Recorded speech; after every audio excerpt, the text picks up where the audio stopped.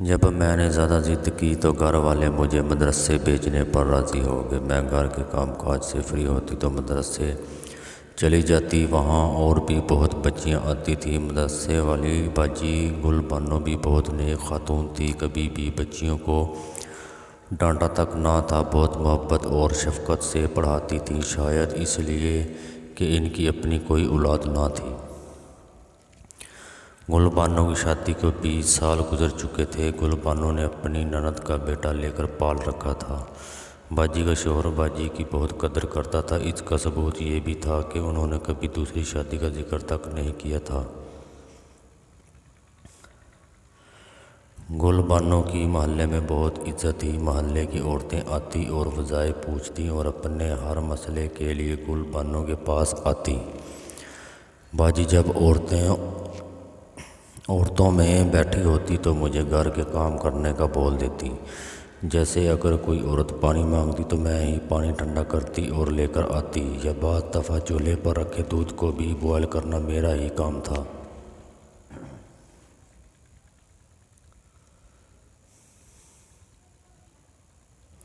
ایک دن میں اور گل بانو سین میں بیٹھی تھی۔ میں باجی کو سبق سنا رہی تھی۔ باجی کا شوہر ایک دم گھر میں داخل ہوا۔ ان کی طبیعت ناساز تھی۔ باجی نے اور میں نے بڑی مشکل سے سنبھالا اور چارپائی تک لے کر آئیں۔ اتنے جوان مرد کو چارپائی تک لانا بہت مشکل کام تھا۔ میرا سارا وجود باجی کے شوہر کے ساتھ ٹچ ہو رہا تھا۔ خیر باجی تو فوراً ڈاکٹر کو بلانے چلی گئی۔ میں باجی کے شوہر کے پاؤں مسل رہی تھی۔ باجی فون سن کر آئی تو مجھے غصے سے بولی، سر بھی دباؤ۔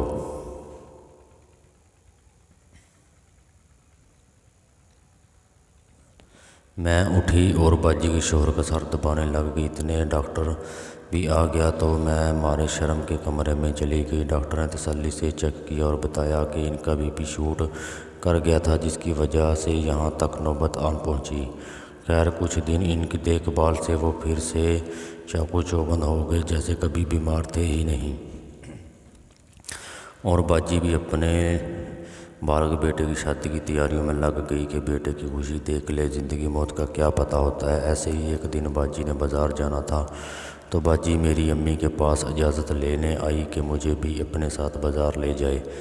اماں نے فوراً ہاں کر دی۔ مجھ سے پوچھنا بھی گوارا نہ کیا۔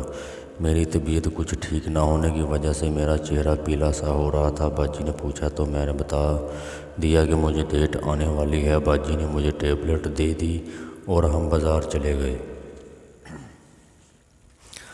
گھر واپسی پر مجھے ایسے فیل ہوا جیسے مجھے ڈیٹ آ گئی ہے۔ میں نے گھر جاتے ہی باجی کے واش روم میں جانا چاہا تو میں باجی کے شوہر سے ٹکرا گئی۔ انہوں نے بامشکل مجھے پکڑا اور میرے کان میں بولے، تھوڑا آہستہ چلو۔ تو میں شرم سے پیلی سے نیلی ہو گئی۔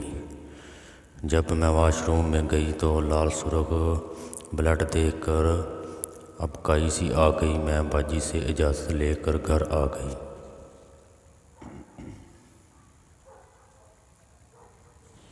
اگلے دن باجی کو پھر بازار میں جانا تھا۔ باجی پھر ہمارے گھر آ گئی اور بولی کہ تم گھر میں رہنا اور ہمارے لیے کھانا تیار کر دینا۔ اس طرح میں اماں کی اجازت سے باجی کے گھر چلی آئی۔ باجی اور ان کے ہسبینڈ بازار جانے کو ریڈی تھے۔ جیسے ہی وہ گھر سے نکلے میں سبزی بنانے بیٹھ گئی۔ باجی کا بیٹا بھی کام سے گیا ہوا تھا۔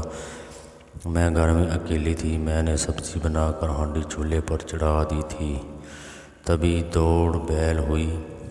میں نے سوچا باجی ابھی آ گئی ہے، کوئی فقیر ہی ہوگا۔ میں نے پوچھا کون؟ آواز آئی کہ میں راشد باجی کا شوہر تھا۔ میں نے دروازہ کھولا تو وہ اکیلے تھے۔ میں نے پوچھا آپ واپس کیوں آ گئے؟ تو بولے عورتوں کی شاپنگ میں مردوں کا کیا کام۔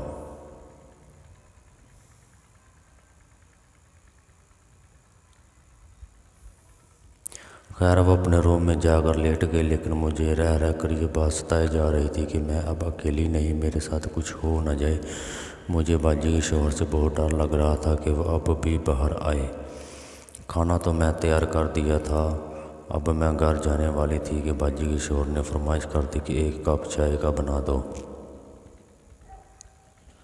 اب میرے دل میں کوئی ڈر نہیں تھا، مجھے پتہ تھا چائے بنا کر میں اپنے گھر چلی جاؤں گی۔ میں نے جلدی سے چائے بنائی اور ان کے روم میں چلی گئی اور چائے ان کے آگے کرتی انہوں نے میرا بازو پکڑ کر اپنے پاس کر لیا اور پھر چائے پکڑ کر رکھ دی۔ میں ڈری سہی سر جھکائے بیٹھی تھی۔ انہوں نے پیار سے میرے چہرے کو اوپر کیا اور بولے، تم بہت خوبصورت ہو۔